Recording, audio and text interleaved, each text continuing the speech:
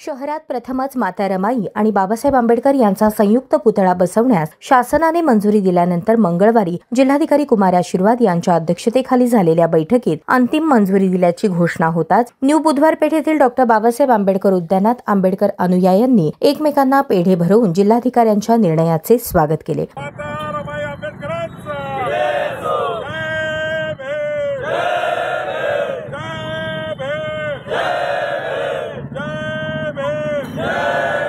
मागील 4 वर्षांपासून आता प्रयत्न केल्यामुळे माता रमाई आणि बाबासाहेब आंबेडकर यांचा संयुक्तिक पुतळा उभारण्याच्या प्रक्रियेला शासनाकडून मान्यता मिळाली आहे। पुतळा उभारणीचे काम आता जलद गतीने सुरू करण्यात येणार असून एप्रिलपर्यंत दोन्ही पुतळे असतील अशी ग्वाही यावेळी राष्ट्रवादी काँग्रेसचे प्रदेश उपाध्यक्ष आनंद चंदनशिवे यांनी दिली।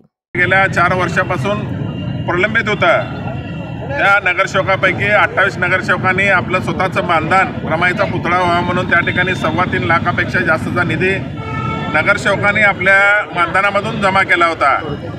त्याचबरोबर तो निधी कमी पडत होता। त्यानंतरनं तो निधी कमी पडत असताना त्या पुतळ्याला आम्ही पुढे आलो आणि तो पुतळ्याला जो बाकीचा लागणारा जो 10 लाखापेक्षा जास्त जो निधी होता तो निधी आम्ही संबंधित मूर्तिकाराला त्या ठिकाणी दिला आणि आज ते राज्याचे उपमुख्यमंत्री माननीय अजितदादा पवार साहेब यांच्या माध्यमातून आणि दत्तामामा भरणे यांच्या माध्यमातून जे शासन स्तरावर जे काय मान्यता घ्यायच्या होत्या त्या मान्यता राष्ट्रीय अध्यक्ष राष्ट्रवादी काँग्रेस पक्षाचे माननीय अजितदादा पवार साहेब त्याचबरोबर दत्तामामा भरणे जे कॅबिनेट मंत्री आहेत यांच्या माध्यमातून हे सगळ्या मंजुरी आम्ही घेतल्या आणि आज अंतिम मंजुरीसाठी माननीय जिल्हा अधिकारी यांच्या कार्यालयात आज मीटिंग होती 10:30 वाजता।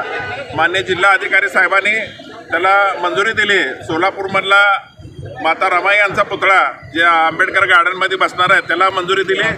त्याचबरोबर दुसरा पुतळा जो सोलापूर जिल्ह्यातल्या सांगोला येथील त्या पुतळ्याला म्हणजे 2 पुतळ्याला जिल्हाधिकाऱ्यांनी मंजुरी दिली। मी जिल्हाधिकाऱ्यांचं माननीय पोलीस आयुक्त माननीय महानगरपालिका आयुक्त यांचं विशेष या ठिकाणी अभिनंदन तुमच्या माध्यमातून करतो।